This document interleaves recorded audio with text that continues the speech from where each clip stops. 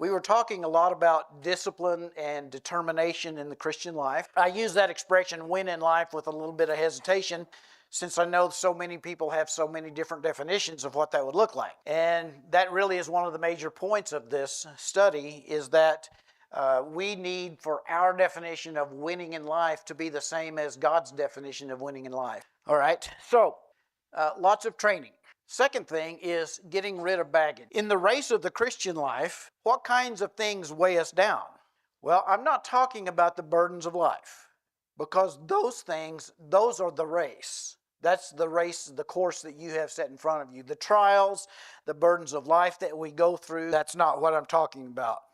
I'm talking about things that we choose, but that drag us down. It is going to be a few areas of life in which you are especially vulnerable to temptation.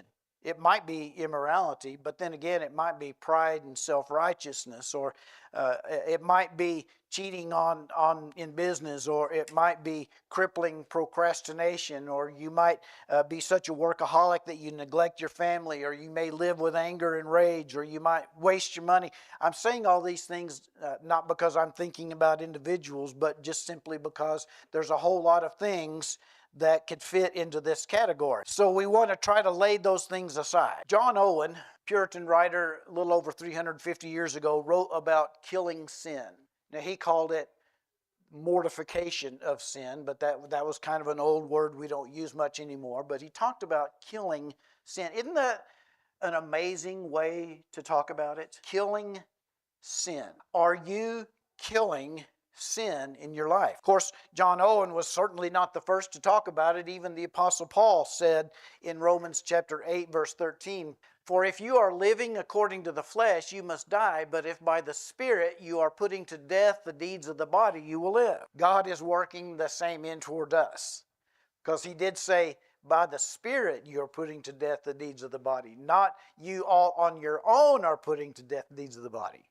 Okay, so thankfully we have God to energize us and to give us grace and to work in us to will and to do of his good pleasure. Well, sin is the only one he mentions there in verse 1.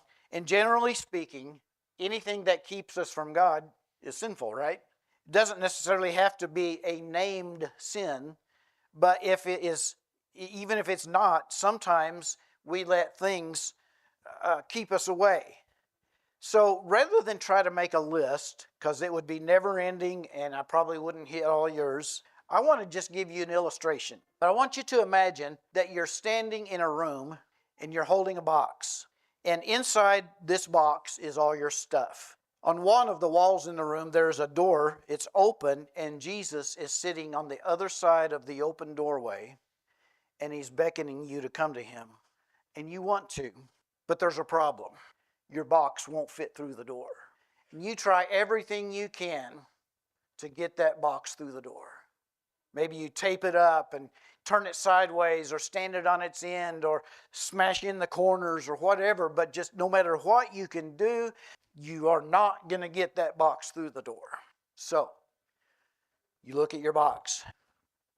You look at Jesus. He doesn't say a thing, but you know that he still wants you to come to him, and you would still like to. So you look at him, and then you look back at your box, and then you look back at Jesus, back at your box. Which one are you going to choose? You see, a lot of the things that are in your box are not necessarily specifically named sins, but for one reason or another, you have allowed those things to keep you from going through the doorway and answering the call of Christ. It may be that there's nothing at all inherently sinful about some of those things, but sometimes we can let them take so much precedence in our lives that we keep them, or we let them keep us from following the Lord. So then those things do become sins, don't they? If we let that happen, if we let them keep us from Christ. Now, I have no illusion of having all this figured out. And you could come to me and say, well, I like to blah, blah, blah. Is that a problem? Well, I don't know.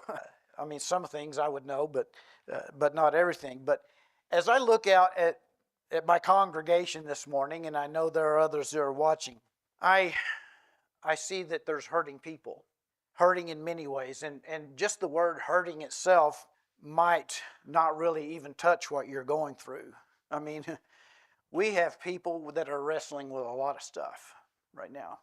We have people who have been having health problems for years, people who are waiting on transplants, people who have cancer. We have people with various disabilities. We have people who don't even know what is wrong, but they know something's wrong. Plus, we have people that have situations in their families that seem completely insurmountable, and they just don't see any way, any resolution to that. We have people that are grieving losses, and we don't understand. And what happens so much is that people tend to look at other racers and say, they've got it so much easier. We don't understand. Now, the first answer I would give to that complaint is this: you are not running somebody else's race. You're just running your race. And God is the one who's in charge of that. Faith insists that God has good reasons, or maybe I should say perfect reasons, for everything that He does. And we know this, and yet sometimes that seems like small comfort, doesn't it? But what if we could see down the line? What if at the end of my life, I'll be able to look back over my life and see with God's eyes now and understand what God was doing in all of those things that happened in my life? What if I could look back and see all that and with His vision and knowing His intents and what He was doing, I know that I would say something like, Lord, I didn't know what you were doing then, but now that I see, I wouldn't have had it any other way. Because, faith just knows, just believes that that's what it's going to be that happens. Now, I'm going to let you in on a little secret. Nobody has an easy race, all right? Nobody has an easy race. We don't all have the same difficulties, but we all have a hard race.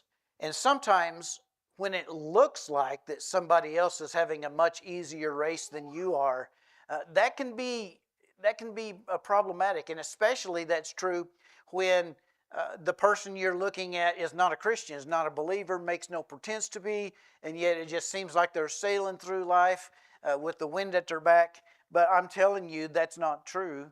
They have a hard race too. So it's not just Christians that have a hard life. It's all of us. It's every human has that.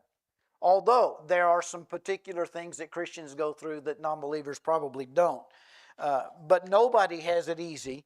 And so it doesn't really do any good at all to pretend that somebody else has got it much easier than you. And so let's just quit. Let's stop doing that.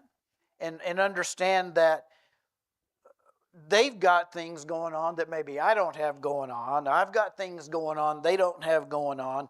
And just trust that the Lord who planned out your race track, your race course, knows what He's doing. Faith steps in and says, I don't know why God does what He does, but I believe that He is loving and wise, and I'm not. I will stay in this race.